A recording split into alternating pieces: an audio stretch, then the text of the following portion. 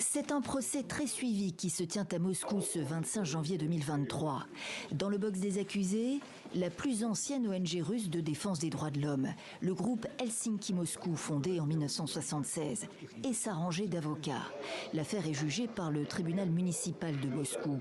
De nombreux défenseurs des droits humains sont présents. Au moment du verdict, tout le monde se lève. Le tribunal a décidé de satisfaire la requête du ministère russe de la Justice et de liquider le groupe Helsinki de Moscou et de le retirer du registre officiel des personnes morales.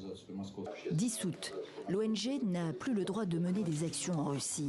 Motif invoqué, la violation de son statut régional. Dans l'assistance, personne n'est dupe. Malheureusement, notre tribunal n'a pas l'habitude de rejeter les demandes du bureau du procureur et du ministère de la Justice. La défense réserve ses commentaires à l'extérieur du tribunal. Jusqu'à quel niveau de l'administration l'ONG était-elle devenue indésirable? Genri Reznik pose la question. La procédure est politiquement motivée, dit-il. L'ONG va faire appel. Nous devons garder la capacité de réfléchir librement et indépendamment. Et surtout, ne pas perdre foi en la logique et le bon sens. Nous continuerons à nous battre.